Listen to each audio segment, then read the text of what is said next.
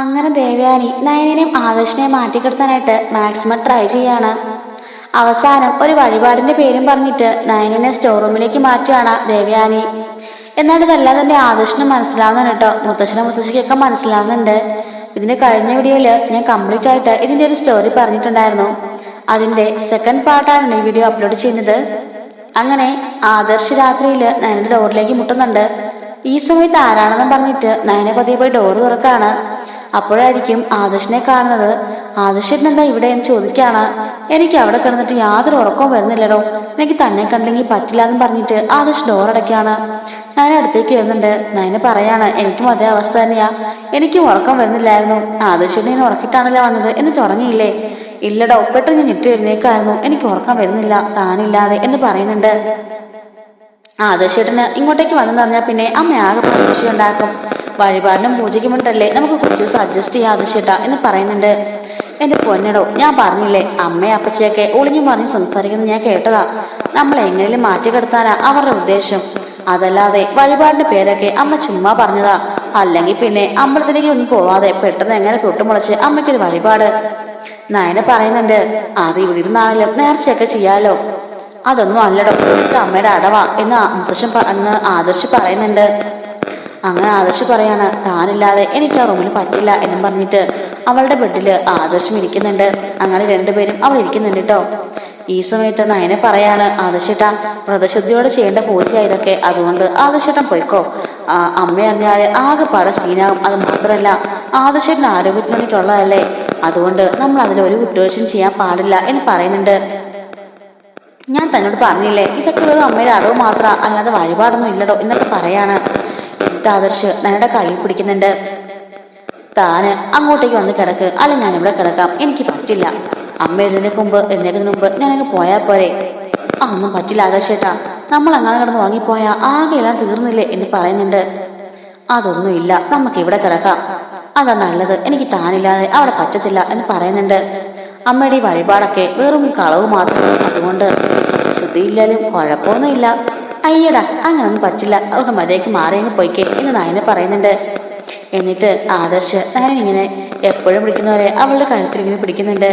എന്നിട്ട് നയനയുടെ കവളിൽ ഒരു ഉമ്മ എടുത്തിട്ട് പറയാണ്, താനില്ലാതെ എനിക്കിപ്പോൾ പറ്റത്തില്ല, ഒരു സെക്കൻഡ് പോലും ഓഫീസിൽ പോലും ഞാൻ എങ്ങനാ പോയിരിക്കുന്നതെന്ന് എനിക്ക് തന്നെ അറിയില്ല, അതുകൊണ്ട് ഞാൻ തൻ്റെ കൂടെ ഇവിടെ ഇന്ന് കിടക്കുന്നുള്ളൂ എന്ന് പറയുന്നുണ്ട് കേട്ടോ. അമ്മ അറിഞ്ഞാലെന്ന് ചോദിക്കുമ്പം അമ്മ അതിനു മുമ്പേ ഞാൻ എണിച്ചു പോയിക്കോളാം, താൻ അലാറം വെക്ക് എന്ന് പറയുന്നുണ്ട്. അങ്ങനെ നയന അലാറമൊക്കെ സെറ്റ് ചെയ്തിട്ട് അവിടെ ബെഡിൽ കിടക്കാണ് കേട്ടോ, തറയില്. അങ്ങനെ ആദർശവും നയനോട് തറയിൽ തന്നെ കിടക്കുന്നുണ്ട്. ഇപ്പോഴൊരു സമാധാനമായത് താൻ അടുത്തുള്ളപ്പം എന്ന് ആദർശ് പറയുന്നുണ്ട്. ആണോ, സത്യമാണ് ഞാൻ ഈ കേൾക്കുന്നതൊക്കെ, സത്യ ഇപ്പൊ താനില്ലാതെ എനിക്കൊരു നിമിഷം പോലും വയ്യാത്ത അവസ്ഥയില. നയന പറയുന്നുണ്ട്. ഇങ്ങനെയൊക്കെ ആദർശന്റെ വായിന്ന് കേൾക്കുമ്പോൾ എനിക്ക് സന്തോഷമാണെന്ന് അറിയാമോ, ഈ ലോകം തന്നെ പിടിച്ചിരിക്കുന്ന സന്തോഷം എനിക്ക്.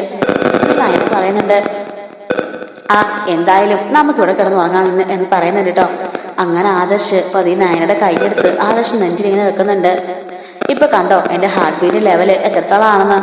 ഇത്രയും നേരം അത് മന്ദഗതിയിൽ പോയിക്കൊണ്ടിരിക്കുകയായിരുന്നു, ഇപ്പോഴാ അത് ഫാസ്റ്റ് ആയത്. കൊള്ളാലോ ആദർശേട്ടന്റെ സാഹിത്യമൊക്കെ വരുന്നുണ്ടല്ലോ.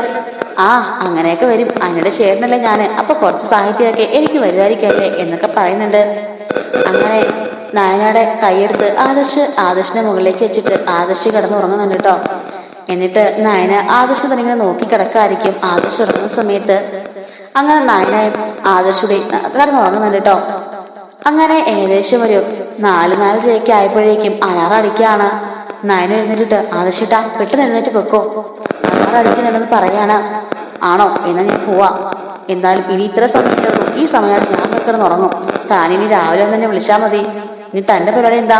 4:45 ഇനി ഇപ്പൊ കുളി കഴിഞ്ഞിട്ട് പൂജ ചെയ്യണം, പിന്നെ അടുക്കളയിലേക്ക് കയറണം, അത് തന്നെ പരിപാടി. തനിക്ക് ശരിക്കും ഉറക്കം കിട്ടുന്നേ ഇല്ല അല്ലേടോ? അങ്ങനൊന്നും ഇല്ല ആദർശേട്ടാ, എനിക്ക് ഉറക്കമൊക്കെ ഉണ്ട്. ഞാൻ വീട്ടിലാണെങ്കിലും ഈ സമയത്തിന് എഴുന്നേറ്റ് പൂജയൊക്കെ ചെയ്യാറുള്ളതാ. ഒരുപാട് വർക്കിങ്ങിലോടൊക്കെ ഉള്ളതുകൊണ്ട് വെളുപ്പിനെ മിക്കവാറും ചെയ്യാറ്. ആ സമയത്ത് നല്ല ഉഷാറായിരിക്കുമല്ലോ എന്ന് നയനെ പറയാണ്. എന്നാ ശരി, ഞാൻ പോവാ, ആരും നാളെ ഞാൻ പോട്ടെ എന്ന് പറഞ്ഞിട്ട് പതിയെ നയന്റെ വാതിലൊക്കെ തുറക്കുന്നുണ്ട്. എന്നിട്ട് പതിയെ ആദർശ് പുറത്തേക്ക് ഇറങ്ങിയിട്ട് പോകാണേ എന്നും പറഞ്ഞിട്ട് പോകുന്നുണ്ട് കേട്ടോ.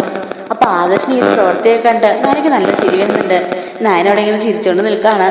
ആദർശ് പതിയെ ആരും കാണാതെ സ്റ്റെപ്പ് കയറി മുകളിലേക്ക് പോവായിരിക്കും. ഇതേ സമയത്ത് തന്നെ വാഷ്റൂമിൽ അങ്ങോട്ട് പോകാൻ എഴുന്നേറ്റ് ജലജ ഈ ഒരു കാഴ്ച കാണുന്നുണ്ട്. ആദർശല്ലേ പോന്നെ എന്ന് ജലജ ചിന്തിക്കുകയാണ്. പമ്മി പമ്മി ആരും കാണാതെ മുകളിലത്തെ നിലയിലേക്ക് ആദർശ് പോയിട്ട് അവരുടെ ഡോർ തുറന്ന് അകത്തേക്ക് പോകുന്നത് ജലജ കാണുന്നുണ്ട്. അമ്പട കള്ള ദേവയാനി, നീ ചതിക്കപ്പെട്ടടി. നീ ഭയങ്കര ബുദ്ധിമുട്ടിയാണെന്ന് ഓർത്തിരിക്കല്ലേ. നിന്റെ മോനെ മരുമുള്ളിൽ നിന്നെ ശരിക്ക് പറ്റിക്കുന്നുണ്ട് എന്ന് ജലജ മനസ്സിൽ കരുതുന്നുണ്ട്.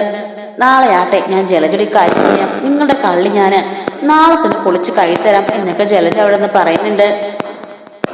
അങ്ങനെ ആദർശ് അവന്റെ മുറിയിൽ പോയിട്ട് ഇങ്ങനെയാണെങ്കിലും കുഴപ്പമില്ല, ഞാനിവിടെ കിടക്കുമ്പോളെ ഒരു സമാധാനമുള്ളൂ എന്ന് പറഞ്ഞിട്ട് അവനവിടെ കിടന്ന് ഉറങ്ങുന്നുണ്ട് കേട്ടോ.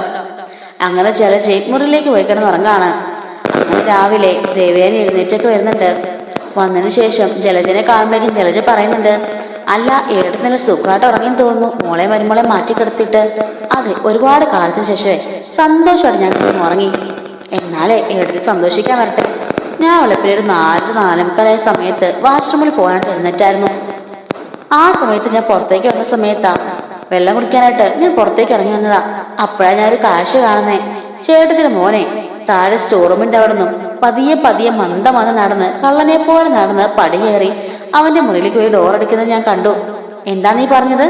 ഞാൻ സത്യം ഏട്ടത്തി, അല്ലാതെ കള്ളമൊന്നും അല്ല. ഏട്ടത്തിയാണ് കാവലിരുന്ന് കണ്ടുപിടിച്ചോ കള്ളനെ. നീ ചുമ്മാ വെറുതെ പറയണ്ട, നീ കള്ളത്തിലേ പറയുള്ളൂ. ദേവേനി പറയാണ്. അല്ല ഏട്ടത്തി, സത്യം ഞാൻ പറഞ്ഞത്. ഞാൻ കണ്ട കാഴ്ച തന്നെയാ. ആദർശ് പമ്മി പമ്മി മുകളിലേക്ക് പോന്ന് ഞാൻ കണ്ടതാ. ഇന്നലെ രണ്ടുപേരും ഉറങ്ങിയത് സ്റ്റോർ റൂമിലാ. എന്നിട്ട് രാത്രിയില് വെളുപ്പിന് ആദർശ് ആരും അറിയാതെ മുറിയിലേക്ക് പോയി കിടന്നാ എന്ന് പറയുന്നുണ്ട്. ഞാൻ ഒന്നും വിശ്വസിക്കില്ല എന്ന് പറയാണ്. ഏട്ടത്തി വിശ്വസിച്ചാലില്ലെങ്കിലും ഇത് തന്നെയാ സത്യം. അതങ്ങനെ വഴിപാടൊന്നും അങ്ങനെ നായനെ മുടക്കാറില്ല. പറഞ്ഞ അവർ അച്ചടായിട്ട് ചെയ്യുന്നതാ. അതൊന്നും മുടക്കാറില്ലെന്ന് പറയുമ്പോ എന്തോ എനിക്കറിയില്ല. ഞാൻ കണ്ട കാര്യം ഞാൻ പറഞ്ഞത്. എന്തായാലും എടുത്തി നാളെ ഒന്ന് ടെസ്റ്റ് ചെയ്ത് നോക്കാൻ നമുക്ക് രണ്ടുപേർക്കും. ജലജ ദേവേനി പറയുന്നുണ്ട്. ഇന്ന് രാത്രിയിലാവട്ടെ നമുക്ക് കണ്ടുപിടിച്ചു തന്നെ കാര്യം. അങ്ങനെ എങ്ങാനും ചെയ്തിട്ടുണ്ടെങ്കിൽ അവളെ നിന്നെ ചവിട്ടി പുറത്താക്കും എന്നൊക്കെ പറയുന്നുണ്ട്. എന്ത് ചവിട്ടി പുറത്താക്കാനാ? ഭാര്യ അടുത്തേക്ക് ഭർത്താവ് വന്നെന്ന് പറഞ്ഞിട്ടോ. എങ്കിൽ പിന്നെ ആദ്യം അച്ഛൻ ചവിട്ടി പുറത്താക്കുന്ന ചേച്ചിയായിരിക്കും എന്നൊക്കെ പറയുന്നുണ്ട്. നീ കണ്ടോ ഞാൻ എന്താ ചെയ്യാൻ പോന്നേന്ന് എന്ന് പറയുന്നുണ്ട്. അങ്ങനെ നയന അടുക്കളയിൽ ഇങ്ങനെ സന്തോഷത്തോടെ പാചകമൊക്കെ ചെയ്യുന്നുണ്ട്. ദേവൻ ചോദിക്കുന്നുണ്ട്, അല്ല നയന പൂജയൊക്കെ ചെയ്തോ? ഞാൻ രാവിലെ എന്നിട്ട് പൂജയൊക്കെ ചെയ്തമ്മേ. പിന്നെ ഞാൻ പറഞ്ഞ കാര്യം ഓർമ്മ വേണം, വ്രതശുദ്ധി എന്നുള്ള കാര്യം മസ്റ്റാട്ടോ. ശരി അമ്മേ, ഞാൻ അതൊക്കെ നോക്കുന്നുണ്ട് എന്ന് നയന പറയുന്നുണ്ട്. അങ്ങോട്ടേക്ക് പോയിട്ട് ഇവരുടെ ഭാവത്തിലുള്ള മാറ്റമൊന്നും കാണുന്നില്ല. ജലജ പറഞ്ഞ് സത്യമായിരിക്കോ എന്താണെന്ന് രാത്രി കാവലിരുന്ന് അത് കണ്ടുപിടിച്ചിട്ടുള്ള ബാക്കി കാര്യം. അങ്ങനെ കളഞ്ഞ് പറ്റിക്കാമെന്നുണ്ടെങ്കിൽ ഇന്ന് രണ്ടിന്റെ അവസാനമായിരിക്കും എന്നൊക്കെ ജലജ ഇങ്ങനെ സോറിയോടൊന്ന് പറയുന്നുണ്ട് കേട്ടോ. അപ്പൊ ഇതിന്റെ ബാക്കി വീഡിയോ ഉണ്ട്. തലയിൽ മറ്റേ പുതപ്പൊക്കെ ഇട്ട് ആദർശ് നയനെ കാണാൻ വിളിച്ചിരുന്ന രംഗമൊക്കെ ഉണ്ട്. അതൊക്കെ കാണാൻ നല്ല രസമാണ് കേട്ടോ. അപ്പൊ അതൊക്കെ നമ്മൾ അടുത്തൊരു അപ്ലോഡ് ചെയ്യുന്നതായിരിക്കും കേട്ടോ. മിസ് ആവാതിരിക്കാൻ ചാനൽ സബ്സ്ക്രൈബ് സപ്പോർട്ട് ചെയ്യണേ. Thanks for watching.